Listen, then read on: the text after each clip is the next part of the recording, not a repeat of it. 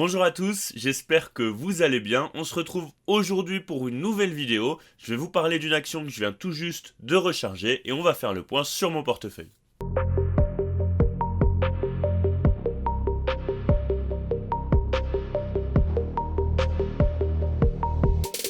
Petit aparté, si vous voulez suivre mes portefeuilles en bourse, vous avez un lien vers ma page Morning, c'est assez bien fait. Donc ça se présente comme ça, là vous avez ma page, vous avez ici le CTO YouTube, mon PEA, et puis j'ai commencé à poster des petits articles éducatifs pour ceux que ça intéresse. Donc voilà, n'hésitez pas à me suivre sur Morning. Allez, c'est parti, on se retrouve sur DeGiro. Je suis un peu malade, j'espère que ça va pas vous déranger. Alors, qu'est-ce qu'on a sur le portefeuille? Ça n'a pas trop bougé, on est toujours à 11 100 et quelques euros. Voilà, on a pour l'instant une plus-value de 700 euros sur le portefeuille. On a une grosse moins-value sur Nike, hein, c'est la position qui nous fait un petit peu mal. Après, c'est à relativiser parce que c'est une petite position. On est sur une position à 400 euros. Il me semble que c'est la 3 ou 4e plus petite position.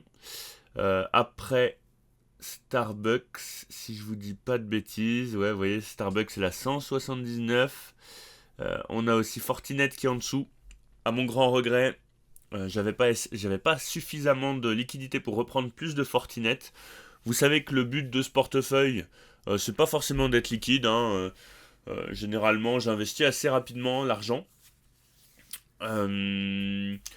Donc voilà, pour rappel, portefeuille qu'on a créé pour la chaîne YouTube il y a quelques mois. Le but c'est de le développer ensemble. D'ailleurs, j'aimerais bien que vous me mettiez en commentaire l'action hors technologie que vous privilégiez là pour les années à venir. Moi par exemple, j'aime bien Visa, Zoetis et United Health. Est-ce que vous avez des petites entreprises un peu pépites comme ça? Et puis on les analysera et on les ajoutera peut-être sur le portefeuille si elles coïncident finalement avec la stratégie qu'on a sur ce portefeuille. L'action que j'ai rechargée, c'est Alphabet. J'ai pas été le plus patient. Là, j'étais. Hop, on va aller voir ça. Google. Pour Google, je vous avoue que j'ai pas été trop patient. C'est une action que je vais garder sur le long terme, que je vais recharger progressivement. Vous voyez là, j'aurais par exemple j'ai rechargé vers le support oblique là en vert. Vous voyez juste ici. Je vais vous le mettre en noir, vous le verrez mieux. Voilà. Donc j'ai rechargé un petit peu au-dessus de ce support là oblique. Moyen terme. J'aurais pu attendre, par exemple, qu'on vienne combler une partie de ce gap, ou qu'on vienne le combler complètement, donc par exemple attendre les 144 dollars, hein, par exemple. J'aurais aussi pu attendre qu'on revienne sur le bas du canal haussier, vous voyez, long terme, je vais me mettre en weekly, hop. Bon, c'est un canal très long terme, vous voyez, on a des points hauts, on a des points bas. On n'a pas encore beaucoup de points de référence. Mais voilà, donc j'aurais pu attendre plusieurs zones. J'aurais pu attendre les OB plus les order block acheteurs aussi, hein, par exemple la zone des 136, etc., etc. C'est des zones sur lesquelles je serais amené à recharger, évidemment, hein, si on venait à les toucher. Alors pourquoi est-ce que je n'ai pas spécialement attendu? Parce que je trouve que déjà là, à l'heure actuelle, on est sur des zones de valo qui me conviennent en termes de zone d'achat. Vous voyez, on a un PEG.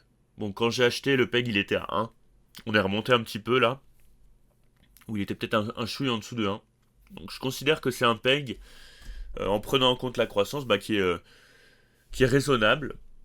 Donc voilà, hein, vous voyez que historiquement on a plus un PEG qui est aux alentours des 1,67. Donc là on est aux alentours des 1. On a un minimum à 0,6. Donc je trouve ça pas irrationnel de commencer à recharger maintenant sur Google. Alors ça a fait monter un peu mon PRU, mais ça c'est pas un problème, hein. Je sais plus où Je sais plus à combien était exactement mon PRU, mais il était assez bas. Donc voilà. Google qui investit beaucoup en ce moment, si on regarde un petit peu les CAPEX. Hop.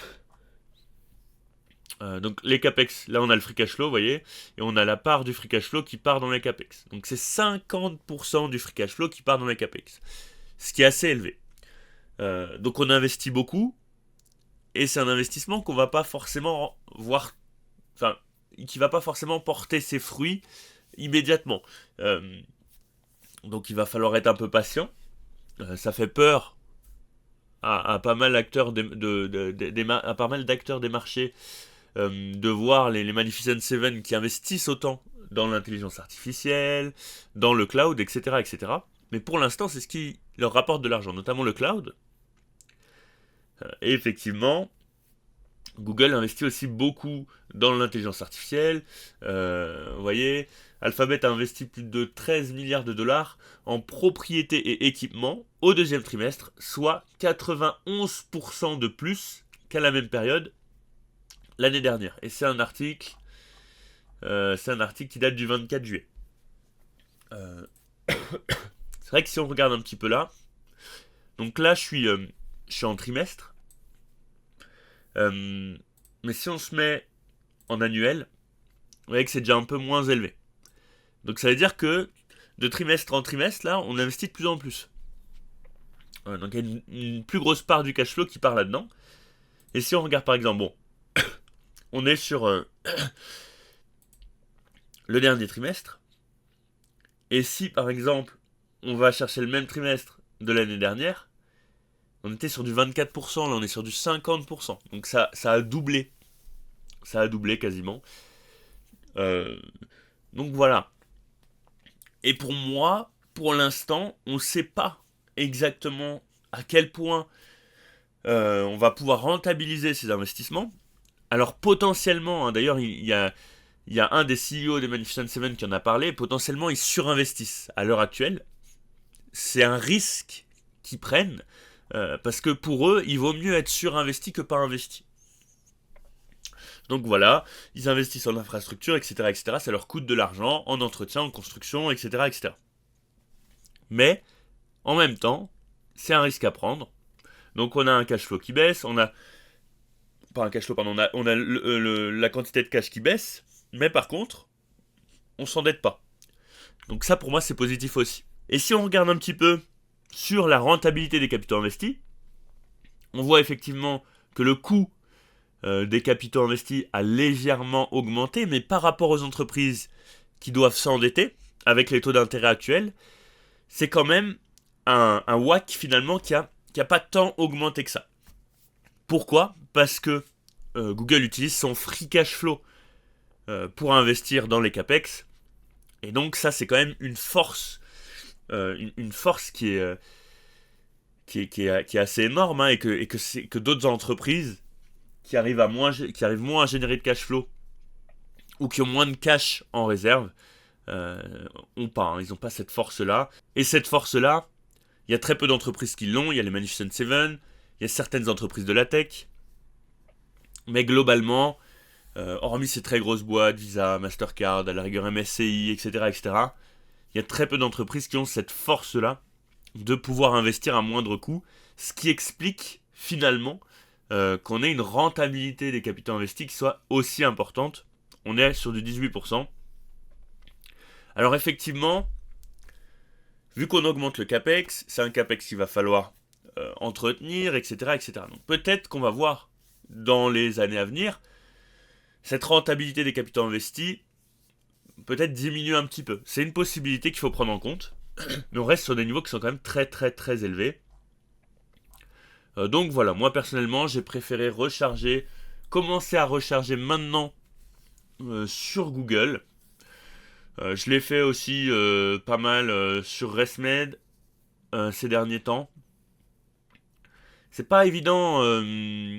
En fait, j'investis 500 € par 500 € pour limiter aussi les frais, parce que c'est quelque chose qu'il faut prendre en compte dans la gestion du portefeuille.